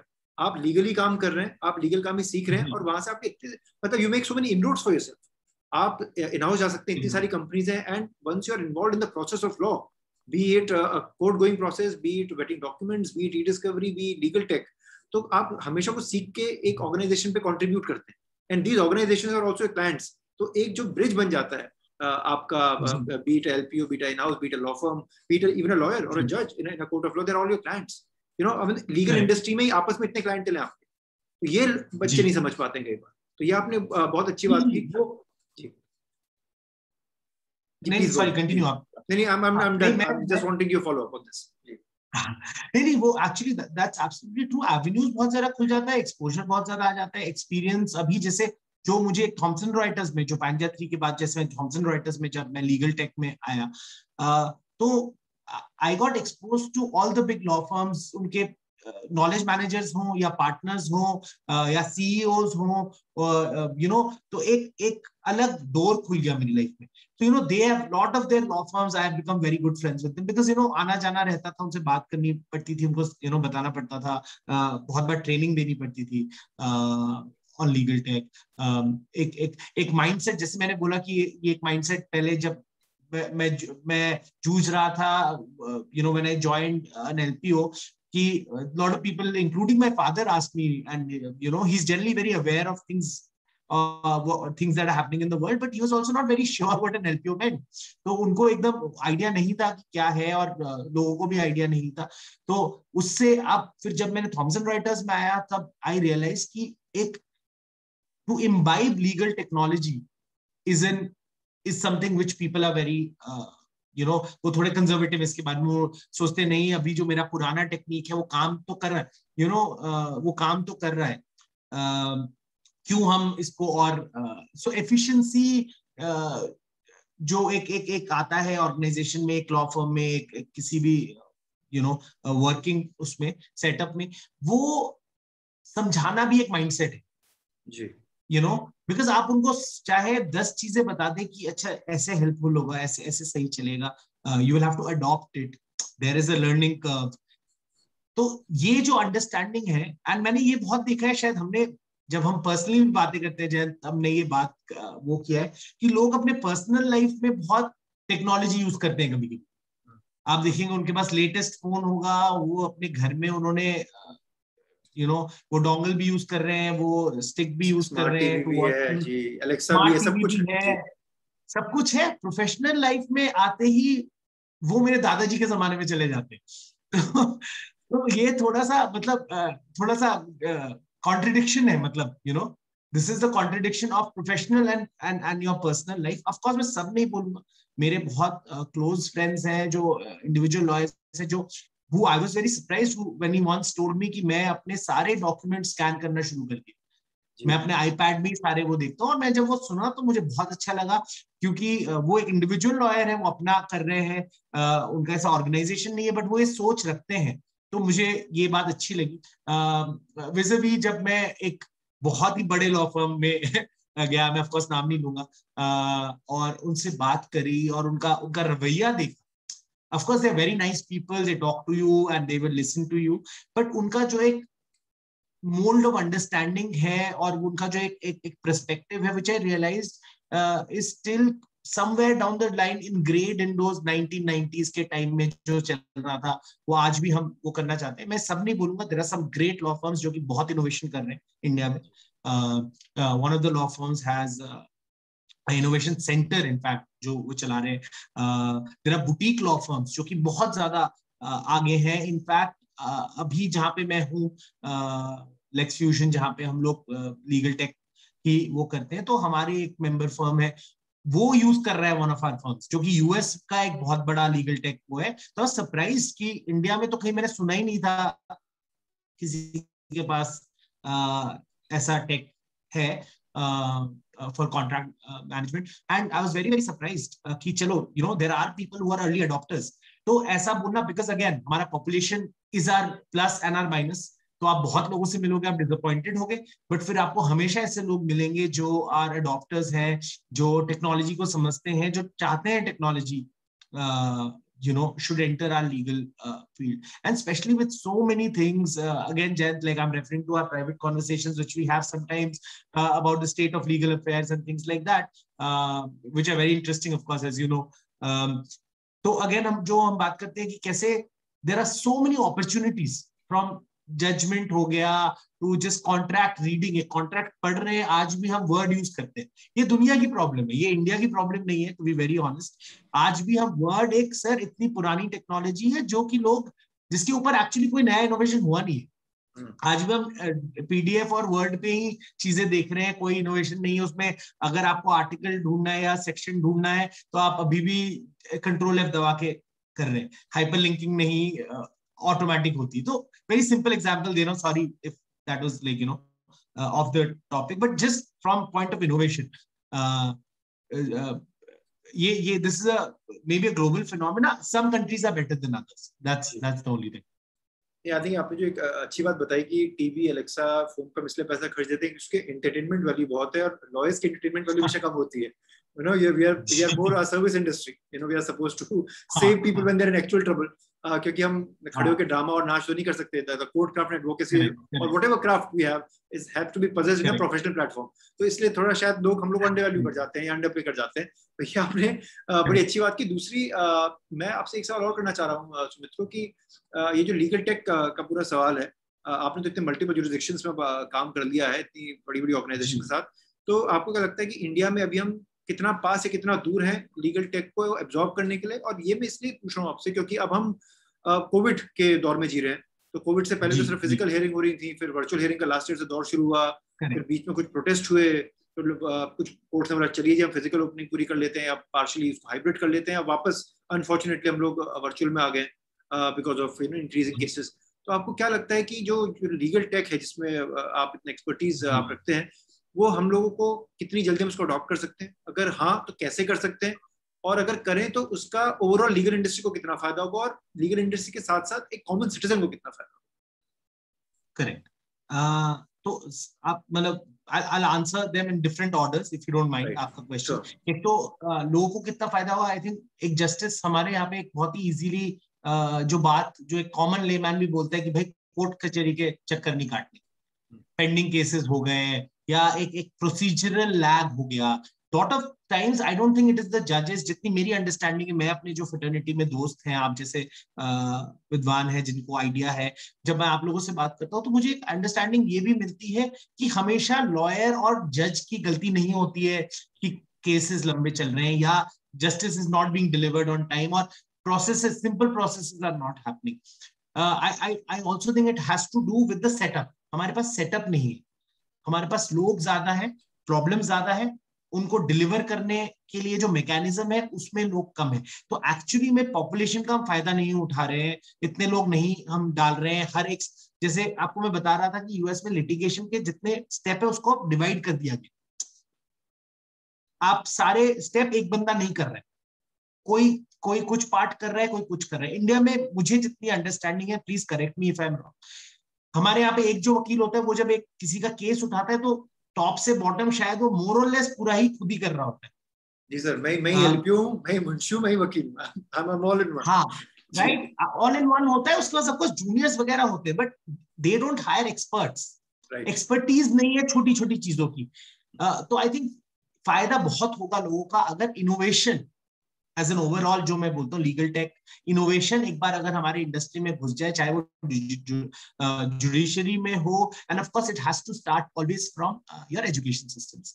I think that is the most important, कि एजुकेशन सिस्टम जो हमारा है, जो लीगल कॉलेजेस है, उनमें जल्दी से जल्दी आप एक sense of you know legal innovation आप एक इंटर कीजिए। वो लोग चीज जो काफी लोग कर रहे हैं, काफी कॉलेजेस कर रहे हैं, बट हमारे पास बहुत कॉलेजेस है जो नहीं कर रहे। तो एक तो वहां से शुरू होना जरूरी है। तो वो एक बहुत इंपॉर्टेंट स्टेप है इंडिया को लेना, और लोगों को बहुत फायदा होगा क्योंकि आपके प्रोसेसेस जल्दी हो जाएंगे। देखिए, आपके पास एक छोटा किसी ने क्राइम किया हो या किसी ने कोई ऐसा, मैं नहीं बोल रहा कि क्राइम छोटा बड़ा ऐसे होता है, बट मैं कह रहा हूँ कोई एक डिग्रीज होती है, ऑफकोर्स क्राइम हो जाए या सिविल मैटर्स हो, जो कि इजीली सॉल्वेबल होता है, बट हम नहीं करते because we are always very afraid कि भाई अगर मैं चला गया, आज तो कंज्यूमर कोर्ट में भी गया तो मुझे सालों साल निकल जाएगा, जो कि बनाए गए हैं to hurry up the process. एक maybe it is true और not is debatable, but I am saying normal common man की यही अंडरस्टैंडिंग है ऑफ लॉ। तो वो चेंज होगा बिकॉज बाय एग्जाम्पल आप इसको सेट कर सकते हो। आप जब देखोगे कि आपके कजिन का या आपके मामा का या आपके चाचा का कोई केस जल्दी से लग गया, तो आपको अच्छा, ये मतलब एक एग्जाम्पल है, दो एग्जाम्पल है, एक माइंडसेट चेंज होगा। इनोवेशन आने के लिए हमेशा माइंडसेट चेंज करना जरूरी होता है, मेरे को लगता है।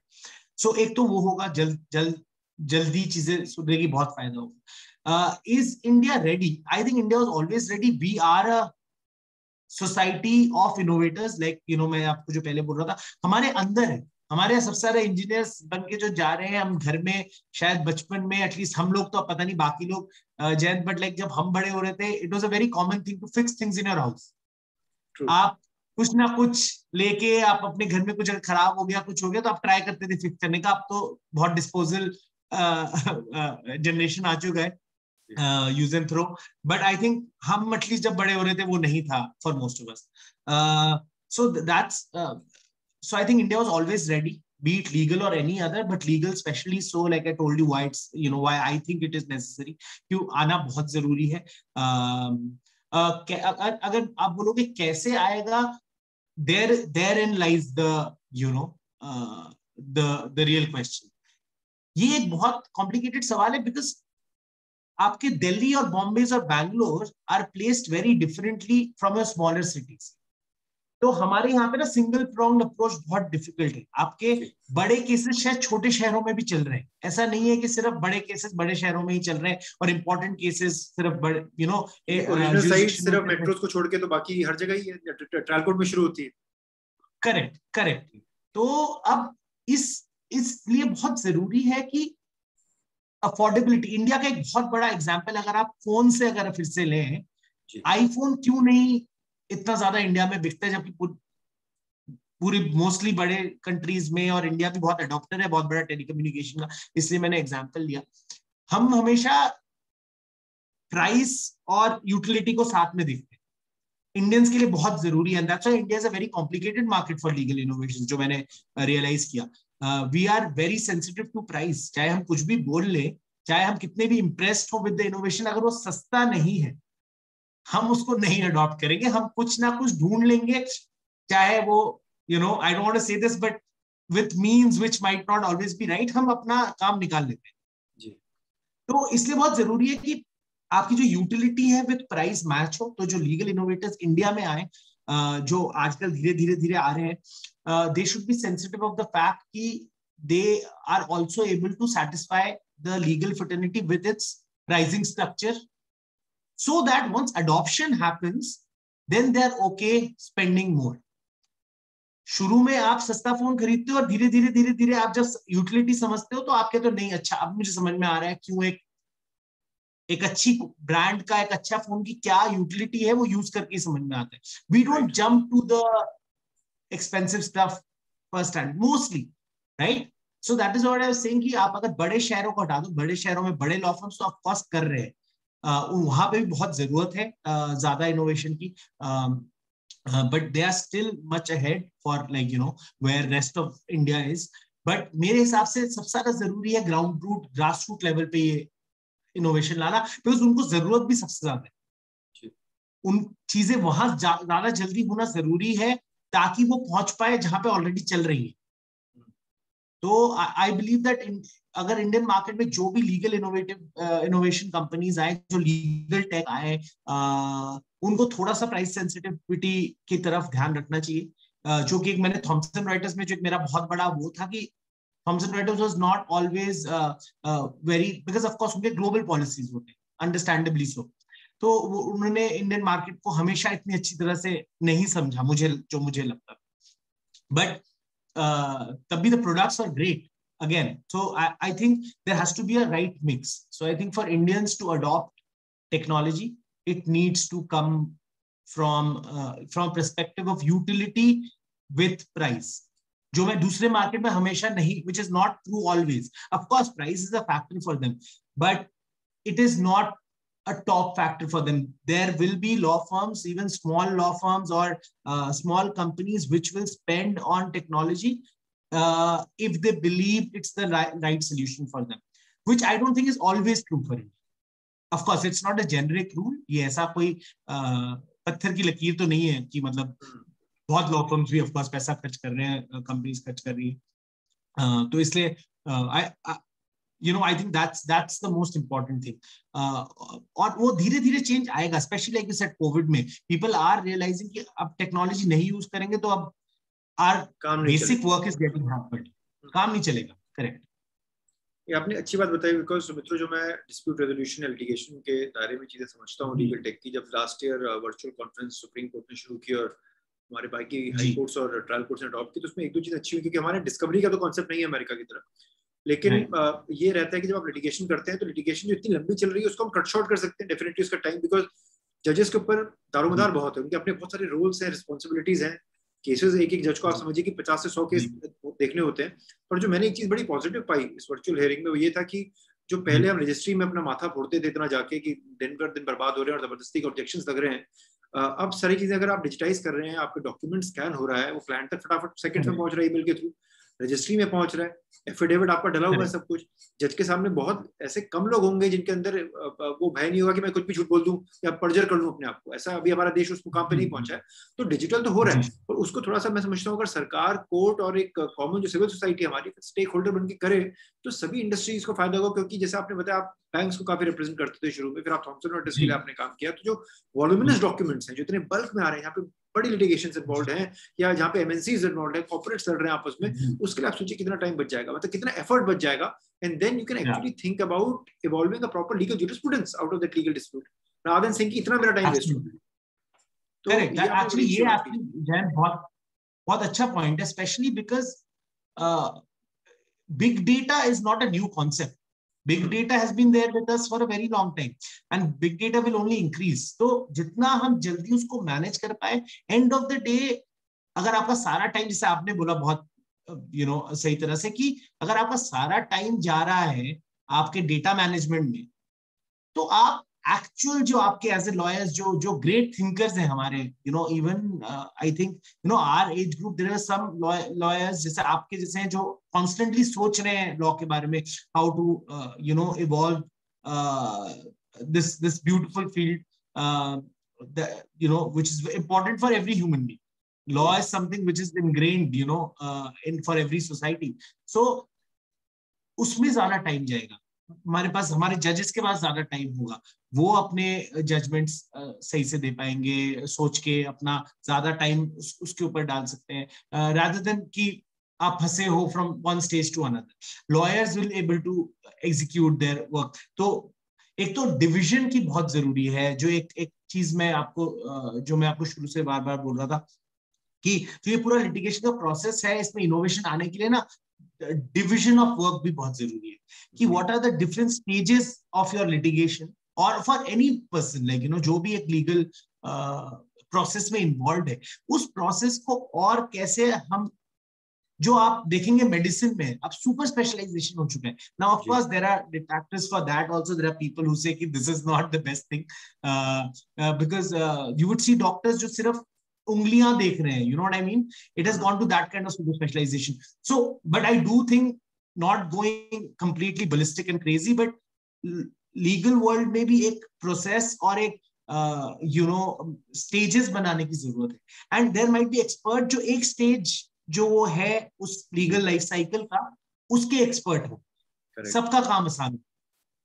अच्छी बात की. देखिए कि स्ट्रक्चर तो है कोर्ट्स का हमारे देश में, बाकी देश में जैसे अगर हम ट्रायल कोर्ट की बात करते हैं, हाई कोर्ट की बात करते हैं, या सुप्रीम कोर्ट की बात करते हैं, या क्वाज़ी जुडिशियल बॉडीज की बात करते हैं, चाहे वो आपको आर्बिट्रेशन ले लीजिए या ट्राइब्यूनल से लीजिए, तो बॉडीज बन चुकी हैं, पर उस बॉडीज में आप एग्जीक्यूट कैसे करेंगे कि सबका टाइम बचे? Because what has essentially happened is, एक वकील है, मान लीजिए मेरी तरह का वकील है, जो तीनों कोर्ट भागता है और ट्राइब्यूनल्स भागता है, इसका कितना वक्त ज़ाया हो रहा है.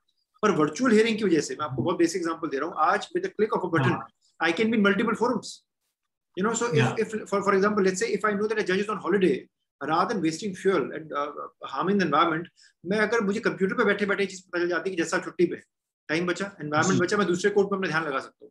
ऐसे अगर मैं लीगल टेक का ढंग से यूज करूँ, तो चाहे वो ई डिस्कवरी वाली बात हो, या रिसर्च की बात हो, या कोलेशन की बात हो, आप कोलेट करें डॉक्यूमेंट्स को, कितनी चीजें, आई थिंक फॉर मतलब for human kind ease of business, हम कहते हैं ना, हम कहते हैं जो ease of doing business in India specially, वो कितनी चीजें एग्जीक्यूट हो पाएंगी. मैं समझता हूँ इसके लिए मुझे एक अलग से आपके साथ सेशन करने की जरूरत है, एक अलग से पैनल डिस्कशन की जरूरत है, जहाँ पे डिफरेंट पीपल, बी इट जजेस, B it tech people, be it dispute resolution, and business stakeholders also have to come together and find a very unique solution which is which we can pioneer in India. क्योंकि देखिए, चाहते ना चाहते लोग court पहुंच ही जाते हैं, because कहते हैं डॉक्टर और वकील के पास कोई जाना नहीं चाहता, पर मजबूरी में जाना पड़ जाता है. तो या तो कोर्ट आपको समन कर देगा, या आपने कुछ ऐसी बात कर दी आजकल जिसका कंटेम्प्ट हो गया, या बिजनेस हाउसेस में डिस्प्यूट हो जाती है, बहुत सारे मुद्दे निकल के आते हैं. बिकॉज जब तक सिविलाइजेशन रहेगी तो लॉ नहीं हट सकता, क्योंकि इंसान लड़ने से आवाज नहीं आएगा अपनी बात. तो ये हो गई है ना. तो ये तो खैर एक बात होगी. मैं आपकी जरा थॉमसन रॉयटर्स की जर्नी पे आता हूँ. आपने बताया कि बड़े सारे आप उसमें प्रोडक्ट्स हैंडल कर रहे थे, वेस्टलॉ वगैरह था, वहाँ पे आप लॉ स्कूल्स में भी जा रहे थे, लॉ फर्म्स में भी जा रहे थे, बिजनेस हाउसेस में भी जा रहे थे, और तरह तरीके से आप सेल्स पिच और एक प्रोडक्ट पिच अपनी आप कर रहे थे, और उसमें कई जगह आपने ओपननेस देखी, कई जगह नहीं देखी. आपका एक अच्छा सफर रहा.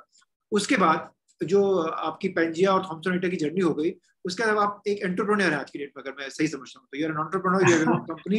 तो वो जर्नी आपने कैसे सूझी, और बतौर एंटरप्रेन्योर हाउ इजी और how difficult is it then being associate और a senior manager in a big corporation like Thomson Reuters और Pangea? So when this pandemic hit, आपको पता ही है, सब everybody was very uncertain of what life is will be like, what future lies. Last year 2020 has not been good for anyone, to be honest. But it also gave time for reflection.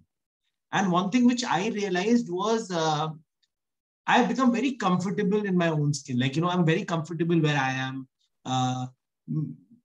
I'm not probably giving my mind is not being used to its full capacity and potential, and I'm able to execute my work with full dedication. But मेरा खुद का जो development और एक growth और एक understanding, 13 साल actually अगर आप देखेंगे, 13-14 साल में एक ही कंपनी में I have worked, even though Pangea 3 था, फिर वो थॉमसन रॉयटर्स में गया, but my experience certificate will tell you that I am, for 14 years, starting from college, like just out of college to, October 2020, I was in the same organization.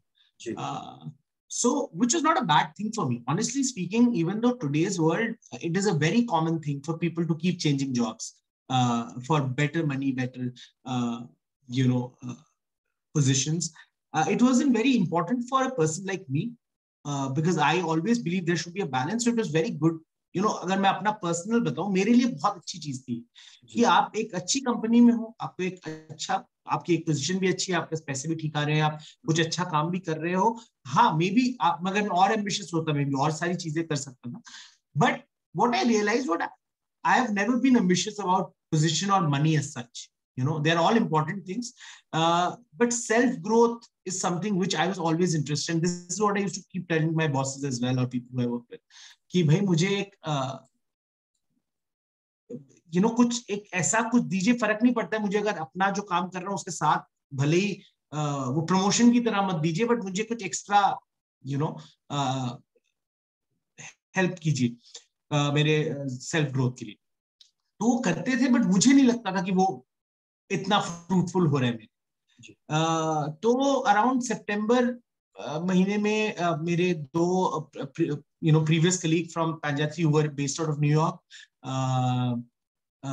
और जैसे मैंने आपको बताया, वहां पे टॉप के कॉलेज के लोग भी ऑल्टरनेटिव लॉ करते हैं. मतलब जो येल, हार्वर्ड, जैसे अभी जिनके साथ मैं काम कर रहा हूँ, वो टॉप ऑफ आईवी लीग से है, वॉटन से है, बट उन्होंने एक ऑल्टरनेटिव पाथ चूज किया जो कि बड़ा नॉर्मलाइज्ड है वहां पे, जहां इंडिया भी बढ़ रहा है मेरे हिसाब से. हम भी अब धीरे धीरे समझ रहे हैं कि हर कन्वेंशनल फील्ड में हमेशा जाना जरूरी नहीं है. तो उन्होंने ईवाई छोड़ा, और उनसे मैं बात कर रहा था ऐसे कि अरे मैंने सुना कि आपने ईवाई छोड़ दिया है, ये वो. तो फिर उन्होंने कहा हाँ, हम कुछ सोच रहे हैं. और वेरी फनीली वही सेम चीज मैं भी एशिया के लिए एटलीस्ट सोच रहा था कि ये शायद करना चाहिए ऐसा कुछ. तो जो बॉस्टन पॉल स्ट्रोका, और अब हमारे थर्ड चीफ स्ट्रैटेजी ऑफिसर भी आ गए हैं, केसी, जो कि बेकर मैकेंजी से आए हैं. काफी वेरी यूएस मार्केट में तो बहुत नाम है उनका, ऑथर भी हैं. और आपको पता है Baker McKenzie one of the largest law firms in the world. वहां पे वो लीगल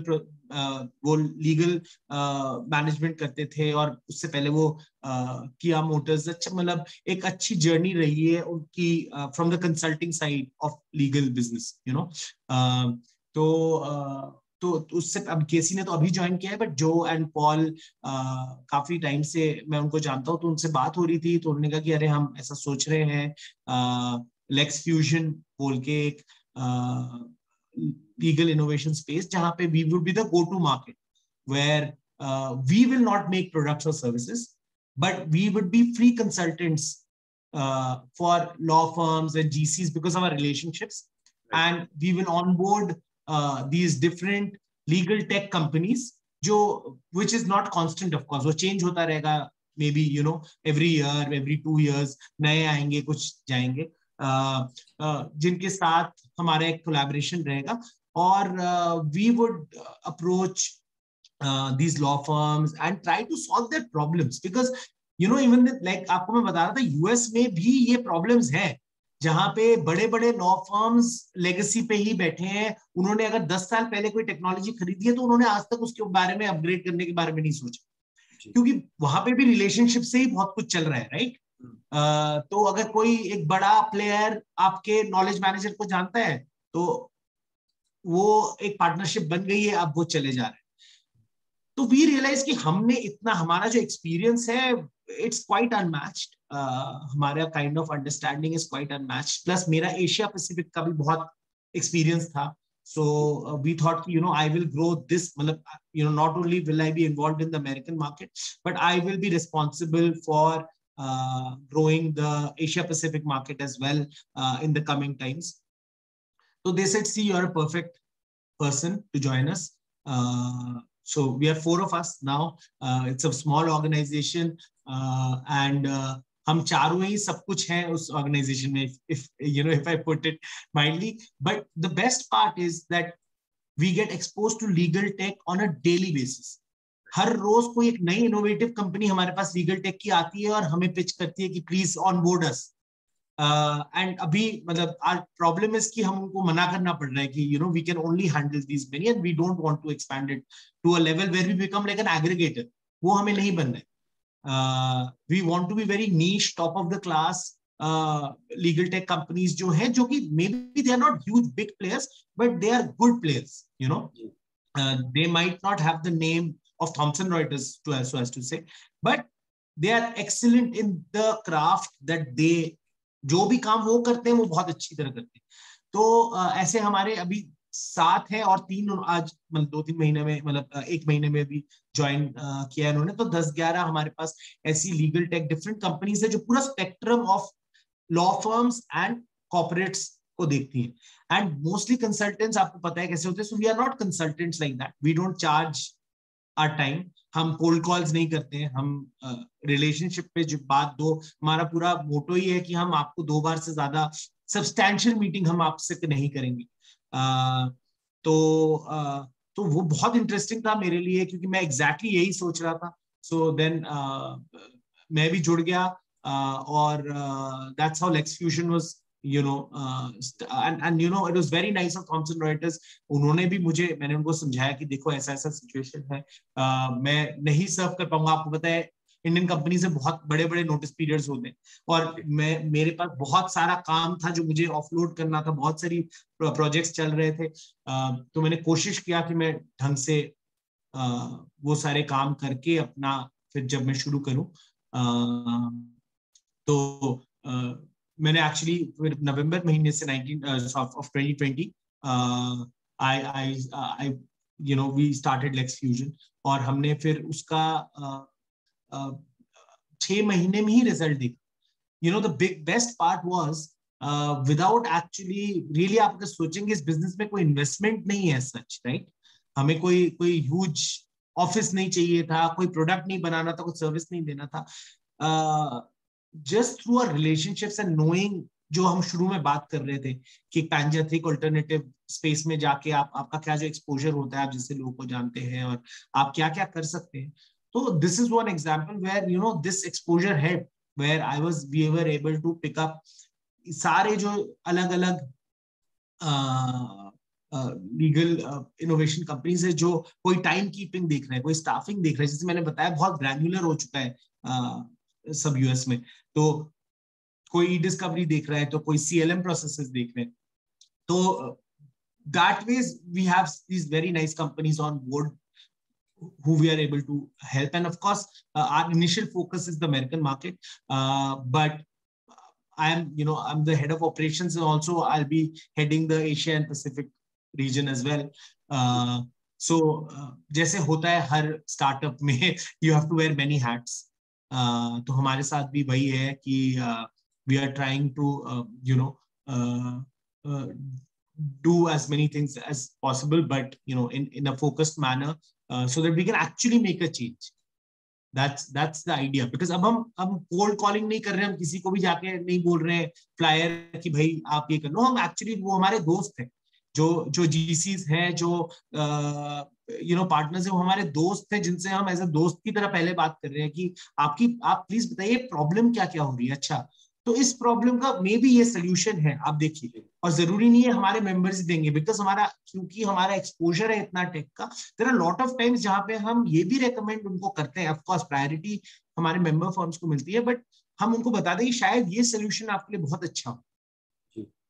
बहुत अच्छी बात बताई सुमित्रो आपने, और आज हमारे सेशन में इतने सारे, मैं कहूँगा, आपने मिथ्स बस्ट किए हैं जो मुझको भी काफी चीजें पता नहीं थी। तो मुझे लगता है कि एक बहुत स्टीप लर्निंग का सिर्फ मेरे लिए नहीं, हमारे दर्शकों के लिए भी रहा होगा। और जाने से पहले और एक अंतिम सवाल आपसे और कर लूँ, हमारे युवा दर्शकों के लिए कोई मैसेज अगर आप छोड़ना चाहें, और खासकर काफी लोगों की फिक्र रहती है कि उनके पेरेंट्स की कि हमारा बच्चा ज्वाइन करे ना करे, तो मैं समझता हूँ इस हमारे घंटे भर के साक्षात्कार से उनको काफी चीजें क्लियर होंगी। लेकिन आपके लफ्जों में कोई मैसेज उनके लिए अगर आप देना चाहें हमारे युवा दर्शकों को। जी तो मैं तो यही, मुझे जो हमेशा ही लगता है, और मैं हमेशा जब सबको यही बताता हूँ कि and I think it's a very cliched thing when you say follow your heart, तो मैं ये तो नहीं बोलूंगा, बट मैं ये जरूर बोलूंगा कि अगर आपके पास अपॉर्चुनिटी आए, आप उसको एक्सप्लोर जरूर कीजिए, आप उसको रिजेक्ट मत कीजिए जस्ट बिकॉज अननोन है। अननोन रोड में चलना, आई एम श्योर इट्स सेइंग कि आप it's always the difficult path, but it might be the right path. तो आपके पास अगर कोई भी अपॉर्चुनिटी आए, आप उसको जाने मत दीजिए। मैंने बहुत बार देखा है लोगों के पास अपॉर्चुनिटीज आती हैं, और ये यूथ में बहुत ज्यादा होता है कि अरे अगर इसी फॉर्म में अगर नहीं आया मुझे कॉल, तो मैं तो भाई एक साल बैठ जाऊंगी, मैं एलएलएम करने चली जाऊंगी या चले जाऊंगा, और फिर मैं अपना, बट मे बी हो सकता है वो कुछ आपकी पूरी दुनिया बदल दे। तो आई थिंक बहुत जरूरी है एक यंग पर्सन को अपने दिमाग में ये रखना है, कोई भी अपॉर्चुनिटी मिले उसको आप फुल पोटेंशियल उसका यूज कीजिए, फिर आपको नहीं अच्छा लगे तो जरूर आप मूव ऑन कर जाइए। बहुत बेहतरीन शब्दों में और आपने हौसला अफजाई की है हमारे यूथ की, और मैं समझता हूँ जो भी इस वीडियो को देखेंगे उनको फायदा बहुत होगा। मुझे पर्सनली बहुत फायदा हुआ, काफी सीखने को मिला। सुमित्रो, इसी नोट पे इजाजत चाहूंगा आपसे और अपने सभी दर्शकों से। और एक जाते जाते रिक्वेस्ट हम हमेशा करते हैं कि अगर आपको हमारा चैनल समझ आता हो तो प्लीज उसको लाइक करें, शेयर करें और सब्सक्राइब करें। और ईश्वर से कामना करता हूँ सुमित्रो कि आपको स्वस्थ रखें, व्यस्त रखें और आप दिन दुनी और रात चौगनी उन्नति करें। Until next time, see you soon. Thank you, so nice, and आपको भी थैंक यू।